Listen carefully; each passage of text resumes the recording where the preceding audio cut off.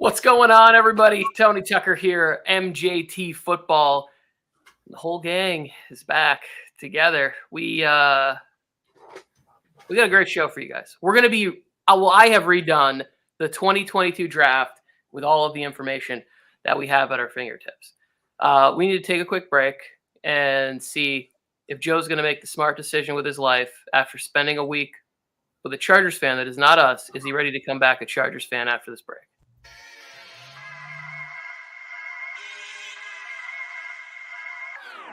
Who?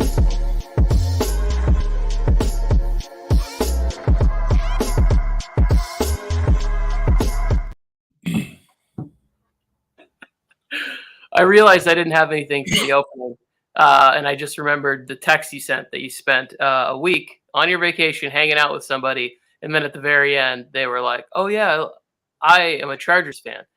How did you spend a week with somebody and not talk about football? That's what I want to know. Because I was exploring history.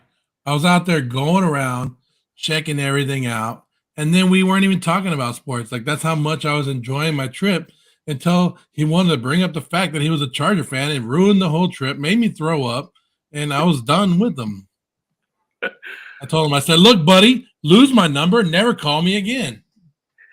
Don't worry, Joe. You would not be getting an invite to the Chargers fan base anytime soon anyways. You had nothing to worry about. Here's the thing that's funny is I don't think you could hang out with Mike for 25 minutes before he mentions something about football. So, like, that would be a short, like... Yeah, I got nothing else to talk about.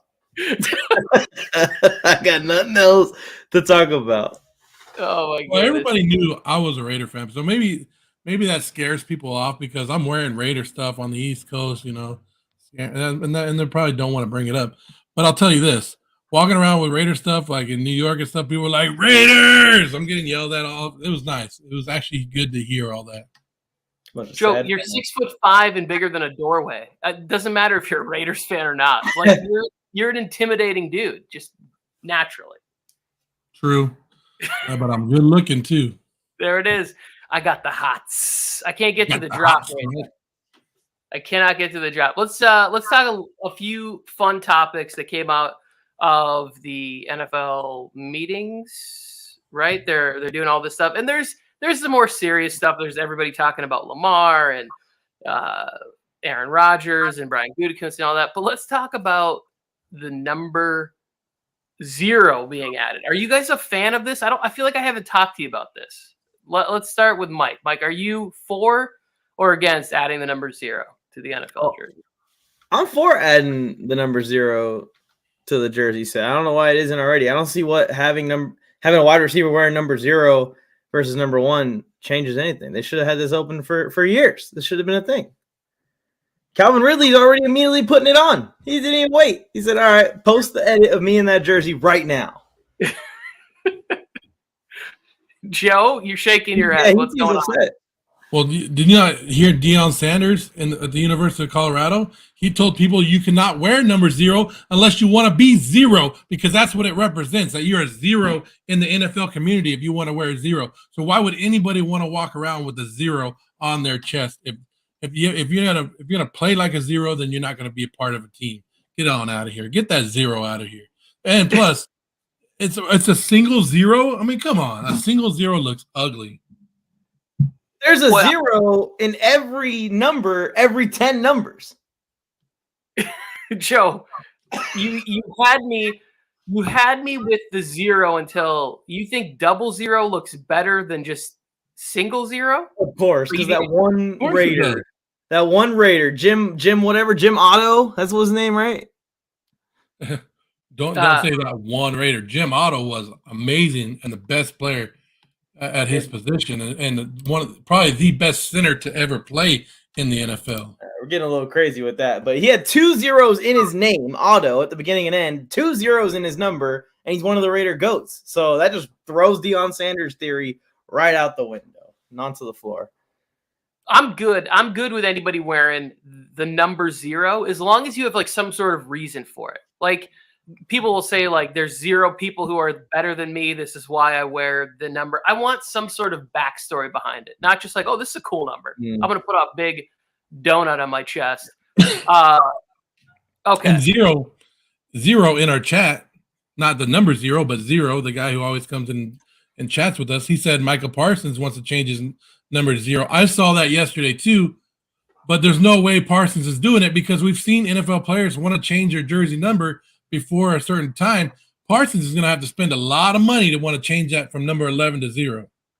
It's so sad that I know this much about Raiders history, but didn't Charles Woodson or whatever his name was get up and put up a giant 0 every time he got an interception or a sack or a tackle? No, he put up a O for Oakland. But an O and a 0 is the same thing. No, it's not. I think he was. Like, you're one of those people that say when you say a phone number, you say oh, huh? Like, oh, your phone number is, I don't know, 805. No, it's 805. It's not 80. The O is not a number. Don't get me started on phonetics now. Don't get me started. Yeah, I do the same thing. I say 0, but that's just maybe because I'm from a different generation. Let's talk about, speaking of different generations, Mike McCarthy at the player meetings. He was asked a question about Dak Prescott. I should have gotten the exact quote, but basically he said his plan is, and Zero, I want to hear this, his plan is for Dak Prescott to play 20 games next year. Is this kind of low-key a shot at Mike McCarthy saying that the Cowboys are going to the Super Bowl? Like, is he feeling himself because they brought in Stephon Gilmore and he's going to be calling the plays, and they brought in Brandon Cooks, and they're probably going to trade up and draft Bijan?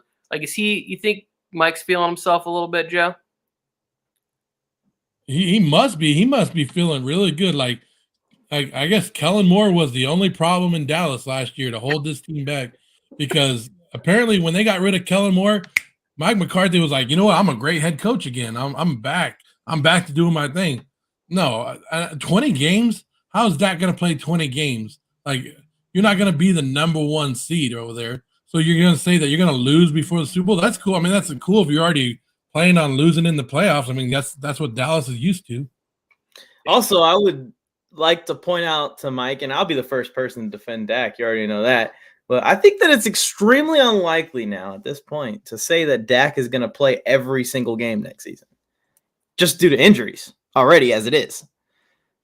See, that was the thing that I was thinking about. Like, why do you even put that out there? Like, why are you even thinking about 20 games into the future, Mike? Like, you lost him in what, Q3 of week 1 last year? And if it wasn't for immaculate play calling by a guy who joined a much better organization, Cooper Rush probably doesn't go 4-1 over that run. Like, I don't know if Mike McCarthy has to have a 5-game stretch with Cooper Rush if that team is doing the same thing. Although the defense is pretty nasty. Like, let's face it, Dan Quinn is a lot of Tony, don't forget that's the worst division in football that had the best record. Okay, don't forget about that stat. Straight trash. All right, last thing from the meetings was Andy Reid being asked about Jordan Love, and he was like, "Who? Like, wait, is this a player, like a current player or an old player?" Like, he seemed really caught off guard when being asked about Jordan Love. And this goes in tandem. I'll make this real quick. This goes in tandem with Mike LaFleur also saying, like, hey, we need to set our expectation level. Like, we need to temper it because we're going. So he's already kind of telling everybody, hey, there's going to be a major fall off from Hall of Famer to we have no idea what we're getting. But what do you make of Andy Reid having a senior moment or whatever you want to call it? The funny thing is, it wasn't even like they were talking and they go, well, what about Jordan Love? It's not like they threw it out there. Like, they were like, when Green Bay played you and in the and he came in and played against you, like, he was actually talking about a game. Like, when you talk to Sean McVay could tell you every play about every game. And you're asking Andy Reid about a guy who played against him at the best position on the field, and he can't remember who it is. And he's like, refresh my mind who Jordan Love is again. It's just hilarious of what's going on. But I mean, I don't know if it's a diss against Jordan Love, and Andy Reid could be getting old, but it's a funny thing in the offseason to laugh about. It was pretty good. I was thinking the same thing. That was what I was going to say also, is that it isn't a good sign for Green Bay Packers fans that the only coach Jordan Love has played against in his career so far doesn't even remember that he exists. That's already a terrible sign. That means that the game planning wasn't that hard going into the game. And then once they got into the game, they didn't have too much troubles either. But I think that it's actually pretty funny to see some of these coaches, especially a guy on Andy Reid's level, legend of the game. No one can ever imagine what it's like to be Andy Reid. But yes, he forgets about other quarterbacks in the NFL, just like we might forget about him in a couple of years. Yeah, that to me, that's the part where it's like I think the conversation was early in the morning, right? He probably hadn't had a chance to sneak in like a breakfast burger or something. So he might have been a little unaware, but also too, like, it is a quarterback that he doesn't know. The part that I really want to know is, did he throw intentional shade? Because coming out of the draft, there was a lot of people who are like, Jordan Love, his comp is Patrick Mahomes, big arm, really athletic. Like, that was a lot of like the crazy people were saying stuff like that. Maybe he was kind of low key going, there's one Patrick Mahomes, and I moved up and drafted him, and I'm 2-time Super Bowl champ. So Jordan, what's his name? Is this the guy who does he clean my golf clubs? What is his name? Yeah. There's more parallels to that too, Tony, because he successfully traded up and drafted Patrick Mahomes a year before they let Alex Smith go, right? The Packers tried to trade up and draft Jordan Love right before Aaron Rodgers was about to hit the door, but the Packers situation completely exploded on itself. I personally, we'll get into that offseason stuff at some point, but I personally think the Packers are going to be fine. Like, I think there's a lot of talent on the team, and even with like an okay draft, if they can get 2 contributors from this draft at a couple positions, I think the Packers will be fine. They're not going to have the expectations they had last year. But last year they were what, 8-9, lost to the Lions twice. Yeah. I think that Jordan Love will probably be the determiner on Packers ceiling. Yes, absolutely, for sure. And one last thing before we move on, Tony. One last thing that I got out of this meeting, I don't know if you and Mike have talked about it before out of the winter meeting, is the NFL is not listening to the fans about Thursday Night Football.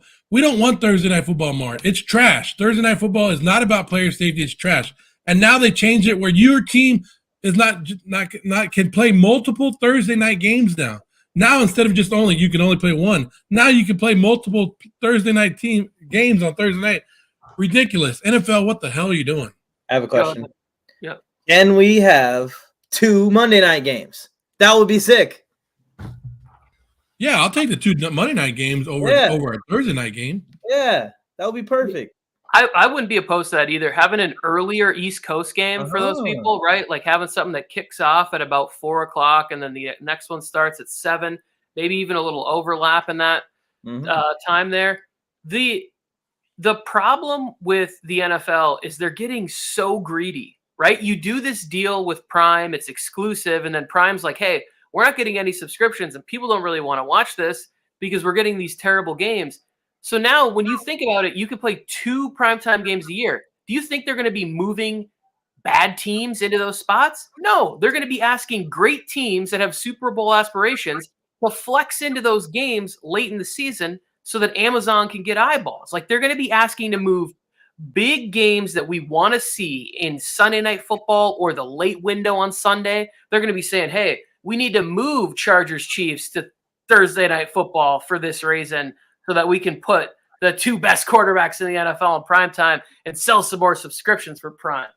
Or the Super Bowl champion will play every Thursday for the whole season. I like that rule. We should implement that and try it out for just this one season. Yeah. But only the visiting team, but the Super Bowl champion will be on Thursday night every week. I like that idea. They'd still get 7 days off, and then what would happen is the team would be coming in with a disadvantage every week. That just gives the Chiefs the advantage every week. That's true. Yeah, that's what I'm saying. The worst plan ever.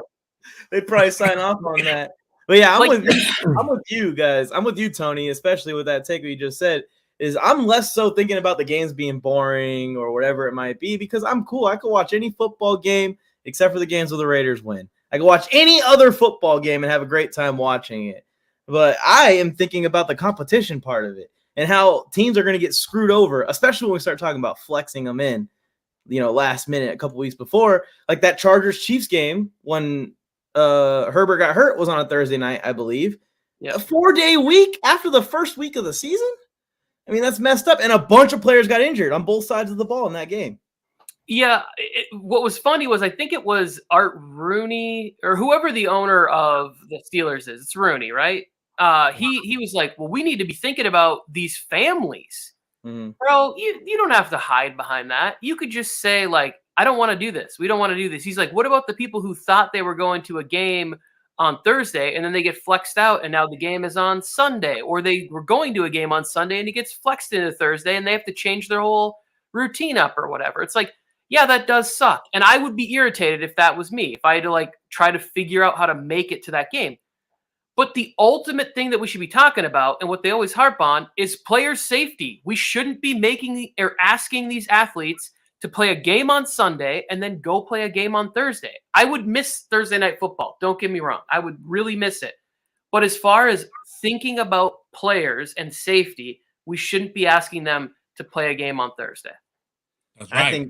I also think more NFL fans will even be anticipating these primetime games more if you make us wait a little longer each week. We'll be even wanting it more, even more hungry for some bright lights and some football. Yeah, I was you just reminded me of something else from the meeting. I was a little disappointed too that they didn't update the rule to make it reviewable for roughing the passer calls. I feel like that is something that is a great opportunity to get it right, because there was the game where Grady Jarrett had the textbook, what you would want to show a defensive lineman how to take down a quarterback in the new era of football. He did everything. He grabbed him, rolled him over, no body weight, didn't land on him, didn't throw him to the ground, sack, Bucks lose, game's over. My second favorite team, the Atlanta Falcons, who are making the playoffs this year. Spoiler alert on my picks for the NFC South.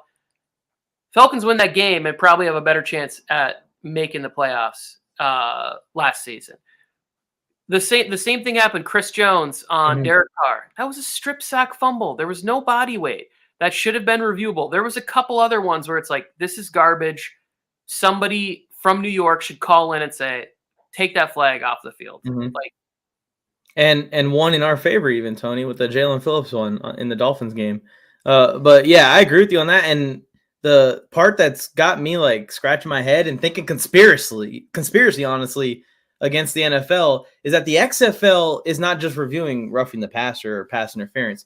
They're reviewing every single play and picking up every single flag that needs to be picked up. And they're doing it pretty seamlessly. But the NFL is not even considering, some of these rules and changing them and making them reviewable. It's tough. It's a tough look. I think another season of some bad calls and big spots would make them reconsider it. I like the idea that they might go to this fun sort of 2-point convert, or like instead of the onside kick, you can now take the ball and you start 4th and 20 from your own 20 or whatever it is, and you got to get a 20-yard gain to keep the ball. I think that could definitely, add some fun to the kick, like to the end of games. And they said that like basically you couldn't just do make it, take it the whole game. Like you're going to get to use it in 2 spots, like throughout the game. Most likely it would be at the end of the game. But to me, that's fun. Yeah, that's fun, and that play is way safer than the onside kick. The onside kick, you're just asking 10 guys to just smash each other in the head and see which one could get the ball first. Yeah. So that would be a lot safer too. Did you see anything or hear anything about the one that Nick Sirianni was proposing and kind of pushing for about adding the 10th of a second to the clock? So the clock could actually stop at 0.1 seconds left to go and one more play could be ran? Like basketball? I don't remember hearing anything about that. No. I don't know if that got pushed through or not. I need to follow up on it, but that was something that they were talking about as well. That was interesting. Yeah, I'm not sure if it got pushed through, but I know that it was gaining momentum. So a lot of people were behind it and liking the idea, but I'm not sure if it got pushed through. Seems like a cool rule, but they need like sensors on the ball or something to get it exactly right. I think also part of that issue is sometimes these guys, they seem a little lenient on the snap of the ball. They go, even though it hits 0, it's technically still some fractions of a second between. I'm like, how do you know that? You're just making up time at that point. If the clock says 0, blow the whistle, throw the yellow, laundry onto the field. Let's I hate it when that happens. When I see 0 on the clock and I'm like, it's a delay of game, and they're like, and the play goes, and Patrick Mahomes scrambles. Gotta help the offense, Tony. Gotta help the offense. Okay, I'm ready. I'm ready to be beat up for this redraft of the 2022. If this is your first time here at MJT Football, we are 3 friends who love talking football, but we're always looking for a 4th. So hit the subscribe button.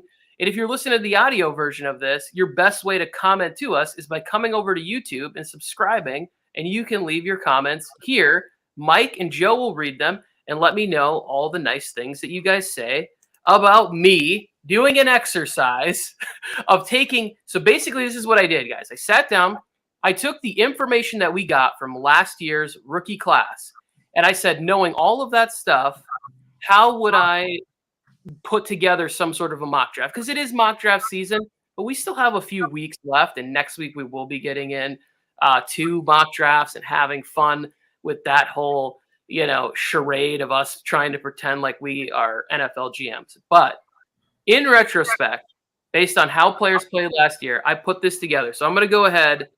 I'm going to throw up 1 through 8 right here. And let's see who wants to go first. I'm going to let Mike go first. Oh, this is just 1 through 8, right? This is just 1 through 8. On the left-hand side, I put down all the players that were picked, where they were. And then I put to the right-hand side of the players drafted where they would go. I was hoping Harrison would still be here to see what he would think of me putting Braxton Jones at 6. Because for the audio version, because you can't see it, let me go ahead and read it to you. For the redraft, I have Sauce Gardner going 1 to Jacksonville. Aiden Hutchinson stays at 2 to the Lions. Houston drafts the tackle that's in Dallas, Tyler Smith. The New York Jets, they get the 6'4" corner from Seattle, Tyreek Woolen. Kayvon Thibodeau stays at 5 to the Giants. Braxton Jones, the rookie who won the left tackle spot for the Chicago Bears, started off rough, but finished the year quite nicely on a team that obviously dominated in the run game. Garrett Wilson moves up a couple spots to the Giants, and then Chris Olave to the Falcons to round out the top 8. Yeah, I like the number 1 overall pick. I think that if we redrafted it, this is actually who would get taken first overall. I think the Jaguars have a need at corner, even to this day, that they're probably going to be addressing in this year's draft and a little bit in the offseason. And they would have pulled the trigger on Sauce if they'd known how locked down he was going to be when he got to the NFL. I still personally don't think that Tyreek Woolen would have been as good as a top 5 pick. That's a huge jump up. He did get beat a few times in there, but he did make some crazy plays. So maybe those plays would have gotten him up there. I think that if Sauce gets taken at 1, the Jets might have moved their need at receiver up and went with Olave or maybe still Garrett Wilson at 4. I don't know. Maybe they would have pulled the trigger on Thibodeau. Because don't they end up drafting Jermaine Johnson later in the draft in the actual situation? So maybe that – I don't know if Tyreek Woolen comes that far up. I like the receivers at 7 and 8. I think New York would definitely pass on Evan Neal now at this point. But Evan Neal might be a guy of the future. That's the thing. But you did this just off of their rookie performance. So yeah, exactly. That's what I'm saying. It's like – I think that these 2 receivers would definitely be top 10 picks together. Yeah, and that was something that I looked at where I was like, I think my big shots on this one is obviously Braxton Jones being up there and Tyreek Woolen. Like these are the major sort of shockers that I would say from this top 8 in a redraft scenario. And the reason that I put Tyreek Woolen up there was because the Jets did have a need at cornerback last year, and they were going to need somebody to come in. Now, the gap between Tyreek Woolen and Sauce Gardner is still really big, but nobody knew that going in last year. Like Derek Stingley Jr. was picked ahead of him. See, you're not really moving Woolen too far up. Like he was 13 overall, right? No, Woolen went in the 5th round. Yeah. To the Seahawks. Yeah. You're thinking of Stingley. Yeah, I'm thinking Stingley was here. I'm screwing Stingley up. But yeah, okay. So you move Woolen up. I'm not. He was in the Rookie of the Year, defensive rookie category, so he did his job. And for a while there, we thought he was going to take it. So he did what he needed to do. I'm looking at the one I'm worried about, and I'm second guessing, and is Tyler Smith being up there. And I know he did good for the Dallas Cowboys, but I'm wondering, like, need wise, if Houston would actually go with the offensive tackle over a wide receiver like a Garrett Wilson. So I'm just, you have him there, and I'm not saying that maybe Tyler Smith doesn't go there, or maybe he doesn't belong in the top 8 in a redraft. But I would think Houston's need would have been wide receiver over an offensive tackle at that spot. Yeah, that was. I mean, the reason I went Tyler Smith there is because he did play well. Like, he filled in at left tackle. He played guard. He has position flexibility and really turned it on towards the end of the year. And I think having getting a player like that from this last year's draft class for Houston was like a major need for them, because they did end up drafting offensive line, but then they ended up at 13 last year taking Kenyon Green, who is like an interior player. So they clearly wanted to focus on the offensive line. It was a concern. I thought about putting Kayvon Thibodeau there. And also, like Mike said, was like, I really considered moving Garrett Wilson to 4, like making sure that the Jets still got him. But I went the other way. Here is 9 through 16. Mike, shocker. Love for our guy right here. Jamari Sawyer, graded out as one of the better tackles. Also, again, flexible offensive line play. Seattle getting that need they had last year. Drafted two tackles in last year's draft. Drake London to the Jets, so the Jets still get a good wide receiver. Trayvon Walker to the Saints. George Pickens, right? The Lions traded back up into this spot, I believe it was, and got Jamison Williams. I have Jordan Davis still going to Philly. This was such a tough spot for me. It's like, he's such a Philly guy, and he's so good and underrated and so good against the run. I couldn't move him out anywhere. Baltimore goes safety, but they get Jalen Petrie. George Karlaftis to Houston because they still need edge rushers. Like, I still think that's a spot that Houston needs to figure out a way to address in this draft here. And then Kyle Hamilton goes to Washington. Yeah, the Sawyer coming all the way into the top 10. I don't know. 6th round to top 10, Tony. That's a bold move. And I know he did play at a level that would demand him to definitely move up and be considered to be maybe a 1st-round pick. But, like, he's not even going to play tackle for us next year. We had an opening at right tackle, and they still didn't even put him at tackle. He's going to be playing guard. But you got to give him some kudos. I'll say I don't think Seattle would have drafted Jamari Sawyer if we redo it. And then I still would rather have Kyle Hamilton over Petrie, but I like what you did here, because I thought going into that draft that Kyle Hamilton was going to be a Washington Commander, like, locked in. I thought they might even trade up and try and draft him. So it works out here in the redraft that they get him. What about Pickens playing for Dan Campbell? That to me was a fun one. I was like, I could see that working out nice. I was going to oop that one up to Joe, but that is a very good fit, and I think that could have happened if we redrafted. And Pickens looks like a special talent too. He does. Well, and Pickens dropped because of character issues, right? Mm-hmm. And now, after a year of seeing what he did in the NFL, I mean, maybe it's Mike Tomlin keeping him in check. I don't know what it is, but he didn't show a lot of what we thought he could have had, like the bad character issues in the Pittsburgh Steelers organization. He showed up, he did his job, and he made some outstanding catches. And yes, I would take him higher. And I'm looking at him. I might even take him higher than Drake London in some of these spots, just because of the way I liked what he was doing.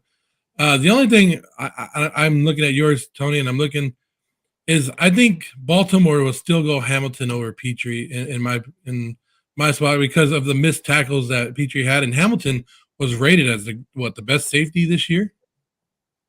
Yeah, it was him and Petrie were right there. They both were like all rookie team safeties. I think that there's something special about Petrie. He gets I don't know. He just plays spectacular. Whenever I'm watching the Texans, he always seems to be around the ball making plays. I don't think you can go wrong. Kyle Hamilton definitely succeeded more for Baltimore last year when he was kind of up around the line of scrimmage and less in the safety part of the field there. But yeah, the thing with Jamari Sawyer, Mike, is that he fell because there were medical concerns, right? Like, but he played tackle on a national championship Georgia team, and then came in and played left tackle and gave up 4-5 sacks last season. Like, and it wasn't like they were giving him all the help on that side. Like, it was going to Pipkins. I just think that he was.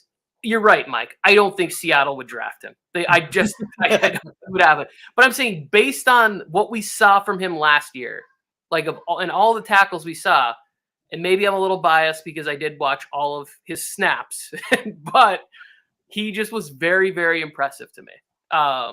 And yes, one of the picks here where it's like, oh, this guy's an idiot. Why did he do this? An idiot, Tony. You have some valid points there. By the way, but Tony, he would be a first round pick in a redraft. I believe he would be. I don't know about number 9 overall, but yeah, he would be in the first round. Yeah, I thought about putting Trayvon Walker there. Here's 17 through 24 Chargers. Mike, when I was doing this, I wanted so badly to put Christian Watson in the spot. I kept putting Breece Hall, Christian Watson. I was like, but that's just not what they would do. And if Ekwonu is here, that feels exactly like what they would have done.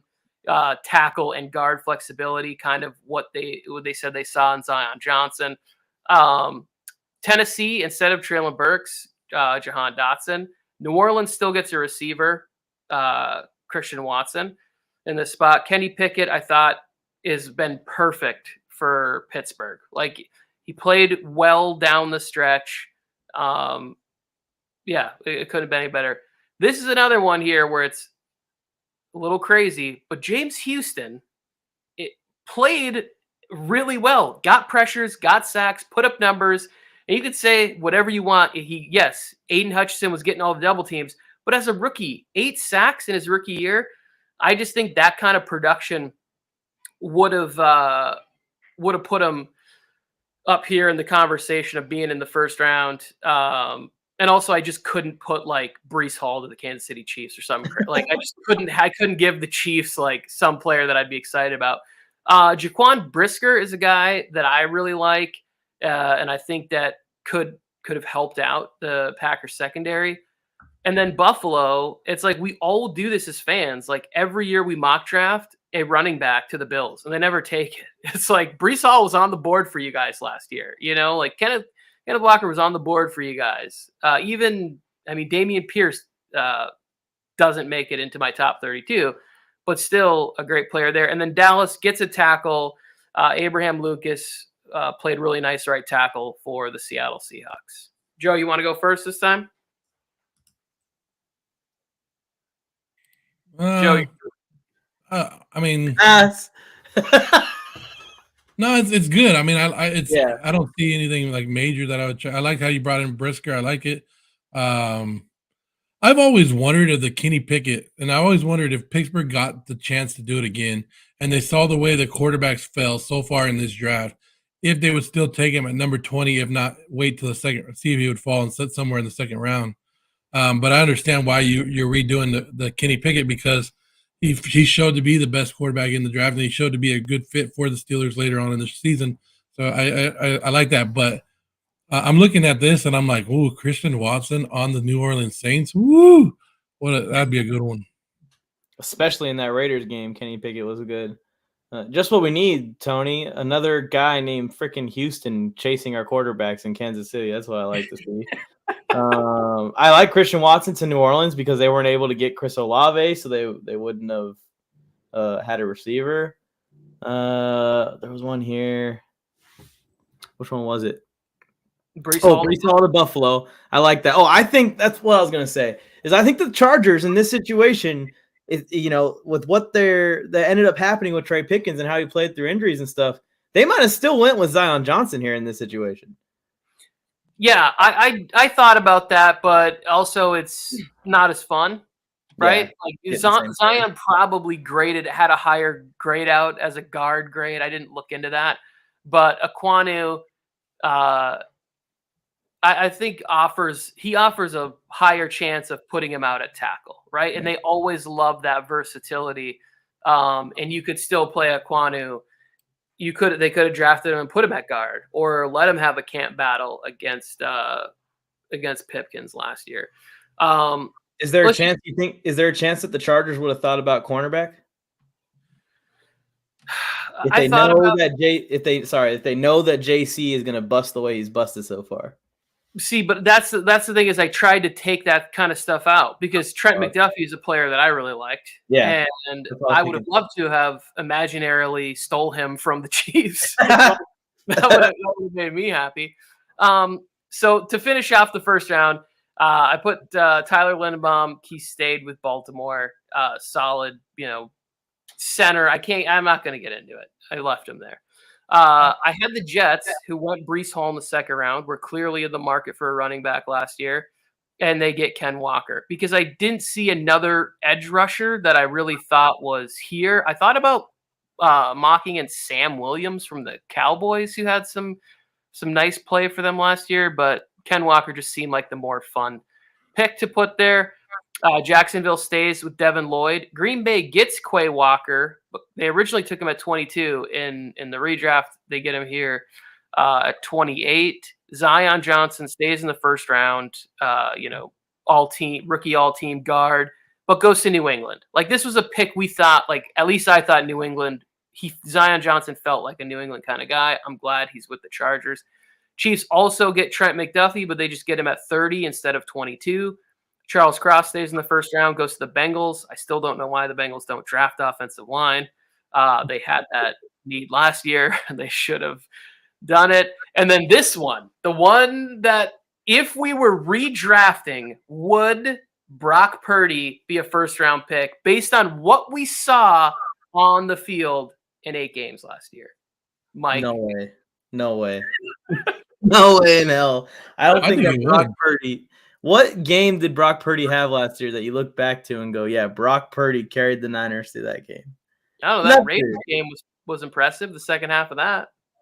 What does his numbers end up being in that game?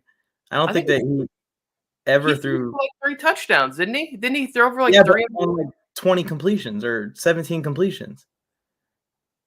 I don't think that there's any point where it was Brock Purdy carrying the offense versus the offense carrying Brock Purdy in a single game. Yeah, Tony. To be a first-round pick, I would like to see 5 games. I don't know of good production. When Herbert was a rookie, it was every game. Yeah, you're talking about how much of that was in garbage time though.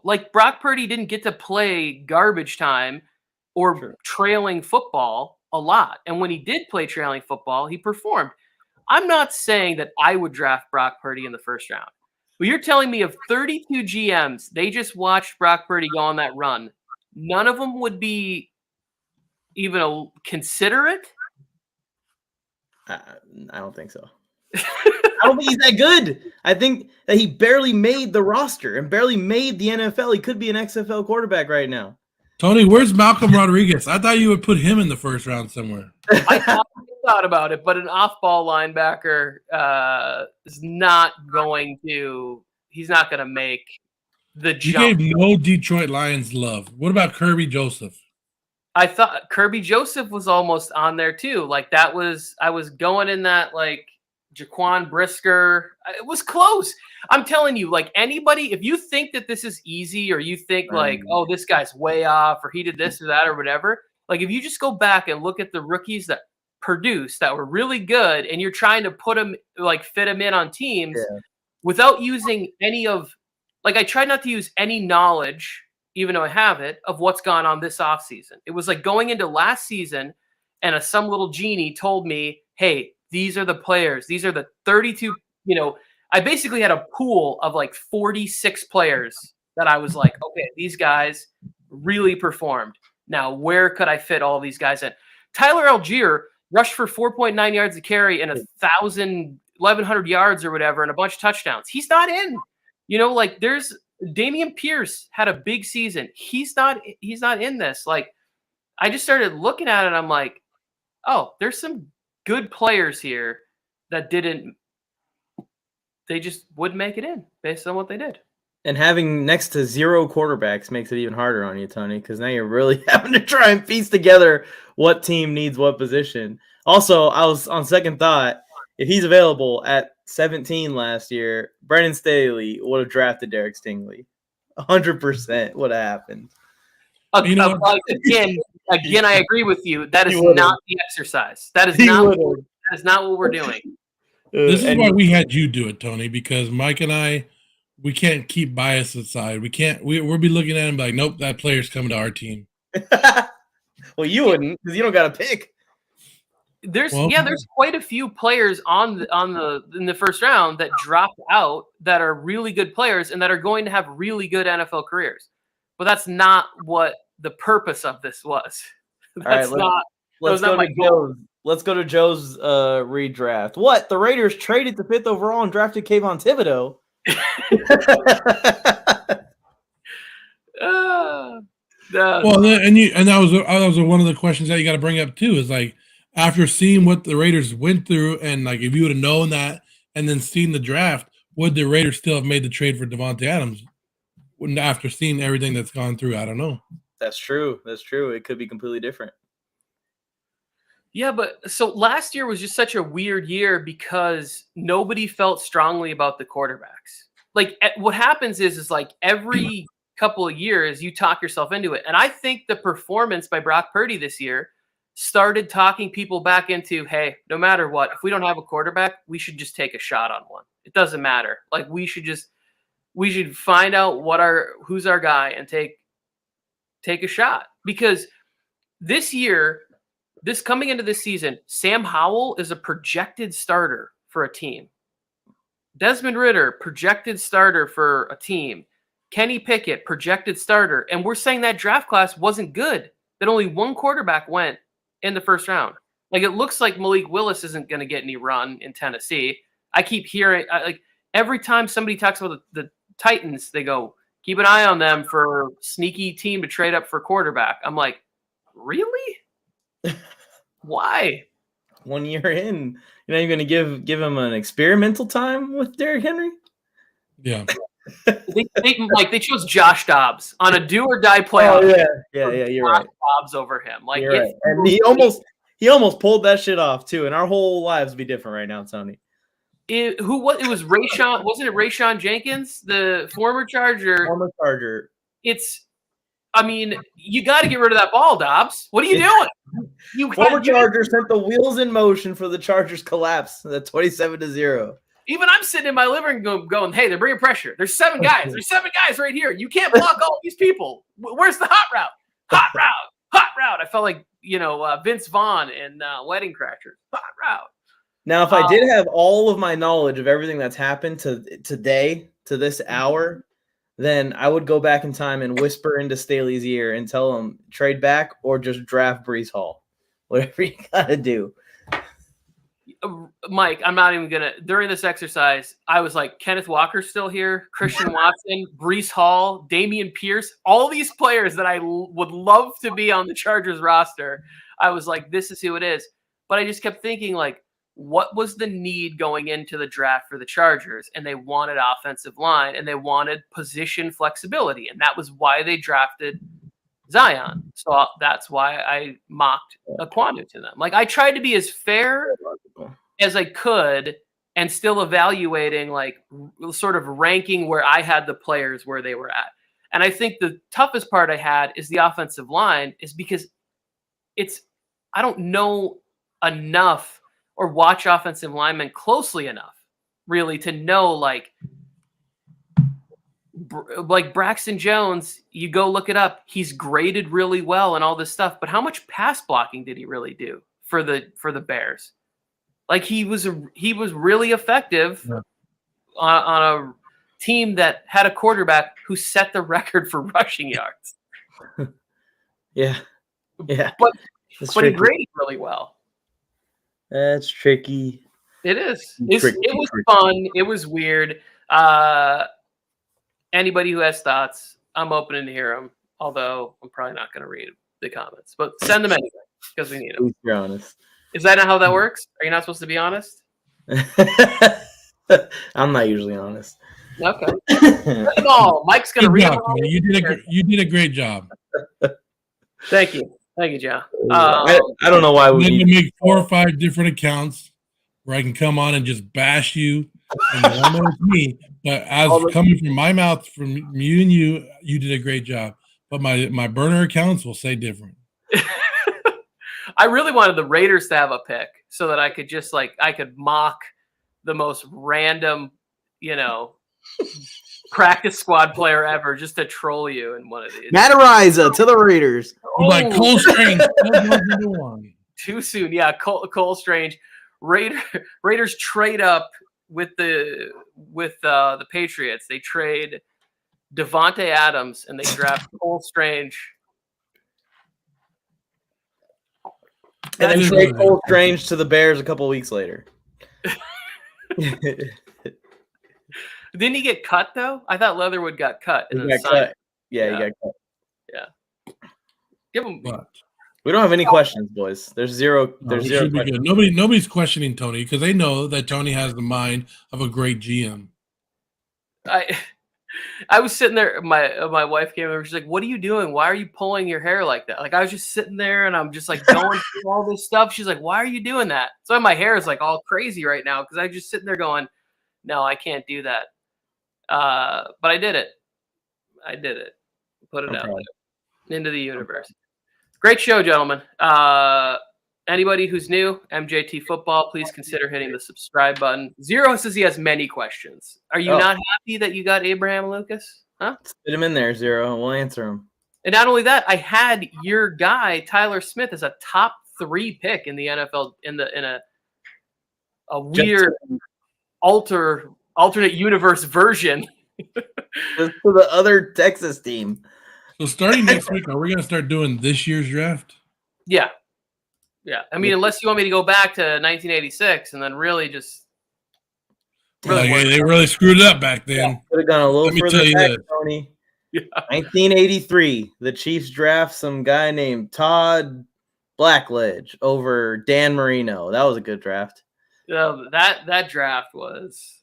What did Dan Marino ever do? That documentary is really fun to watch. Yeah.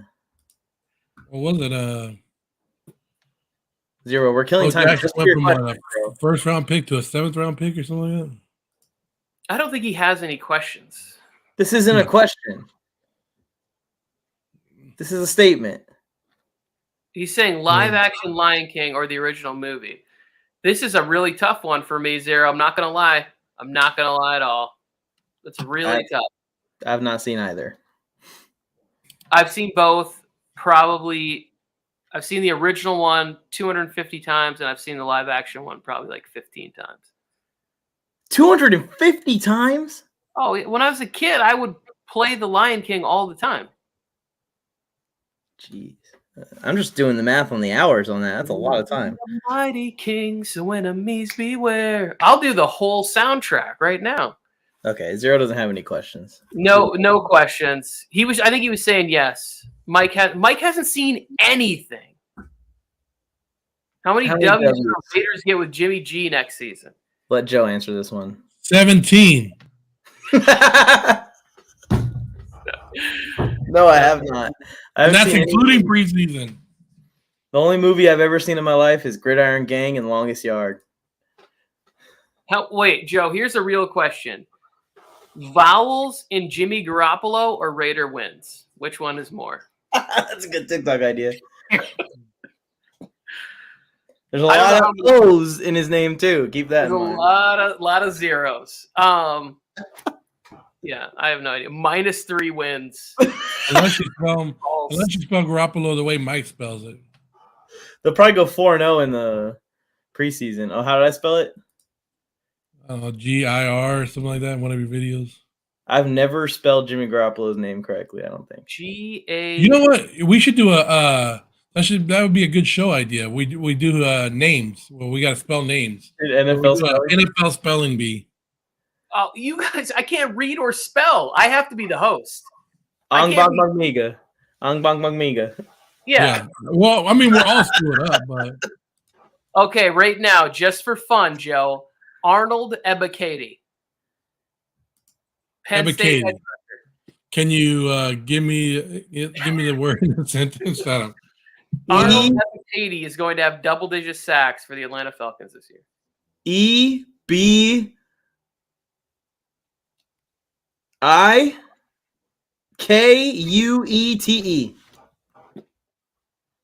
Arbichetti. Is he right? I don't think so. Spaghetti. I have no idea. That's why I asked. How are you going to ask the question and not know the answer? Easy. Did you know the answer to the name that you asked? Tua? What name did I ask? I don't know. We'll all get Tua. All right, 0. So you can go ahead and ask us that one. I'm not 100% confident that I would. Vita Vea's real name. No thanks. I messed up Eckler all the time, and that's one of the I always want to put a C in there, and there's no C. Autocorrect. All right, let's get out of here. I appreciate everybody. The chat was awesome today. 0. Hope all is well. Duct tape. Want to end with a hot take? You want? Yeah, end it with a hot take. What is it? Well, it's not my hot take, but I saw something the other day that said this guy might go top 5, and nobody's even talking about it. And it's another quarterback, and this would shake up the whole draft. And Seattle trying to keep it under the wraps, but they're saying Tennessee quarterback Hendon Hooker could possibly go number 5 overall. Keep them all coming. We want all the quarterbacks in top 10, all 10 eligible first 10 picks. The worst part about it is that the Raiders are so terrible that they get to pick at 7, and then if all those quarterbacks go before them, they could end up with like Will Anderson or Jalen Carter, or like a player that's really good and really fun. Well, the Raiders have narrowed their picks down to 3 guys. They're doing deep diving on three players. They're all projected outside the top 25 picks. Will Levis, Anthony Richardson, and Jalen Carter. Jalen Carter seems like a fit. You need to stop that. Stop that right now. I will say this. We need to end this show. I think all 3 of those people, all 3 of those players could really be there, because there's a lot of heat coming in on Tyree Wilson, and I think they could easily trade up to get. You said Anthony Richardson was the QB. Yeah, Anthony Richardson and Will Levis. Yeah, I don't think they have to trade really potentially to get Levis, but I think that they could easily trade with Arizona, give up a 2nd round pick, move to 4, or move to 3 and take him from the Colts. Will Anderson's gonna go at like 9 or 10, and everyone's gonna. That would be wild to see him dropping, because he was like the number 1 pick 2 years ago. Like as a freshman, everybody was like, Will Anderson, as soon as he's eligible, first team on the board, run the card in. We all know that's not how the NFL works. Nope. And meanwhile, last year he probably would have been the first overall pick. It's just different every year. Yes, I do think last year, if he was eligible to come out, that Trayvon Walker probably doesn't go number 1. I'm waiting for them to go. But the number 7 overall pick, the Raiders select Freeland from BYU. Off the tackles, like that's what we're thinking. They reach for like McDonald or like some player. They get center from Wisconsin. They get Tippmann. Great selection. Just like we mocked it. Yeah. As long as they don't I don't want any of the Michigan players that I like to end up on there. As long as you guys don't take Morris, Smith. Do you guys need a center? Could use one. You could draft Alex Leatherwood a 2nd time. Don't draft Oluwatimi. Just don't draft any or DJ Turner. Those 4 Michigan players that I really like, just don't draft them. Keep moving. Keep on moving. We'll trade you the 7th overall pick for Kenneth Murray. That's a good deal. You gotta keep on pushing. The other player that people keep mocking to the Raiders that like really angers me is Christian Gonzalez, because he's probably my favorite non-offensive player in this draft. I remember he was like one of the first people I started watching, and I text Mike. I'm like, they have Christian Gonzalez going at the end of the 1st round. I'm like, there's no way this guy's gonna make it. And a week later, he was like in the middle of the round, and now he's like top 6, top 7. The best corner, yeah. This is always what happens. They get my hopes up with these early mock drafts, and then 3 weeks later, the player I like. Yeah. Much Mike love is, to him. Mike is wrong about what? Mike is wrong about a lot. About his good fit comment. It's just Mike. How close are we getting to where? Because my timer doesn't work on my thing. So how close am I to getting it perfectly right on 55 minutes? A little late for that. You might want to wait another 30 seconds for 56 minutes. I got no time for that. I will say, I hope everybody has a great day. We appreciate you stopping by the show, being a part of it, involved in the comments. We will talk to you later this week? ? Peace.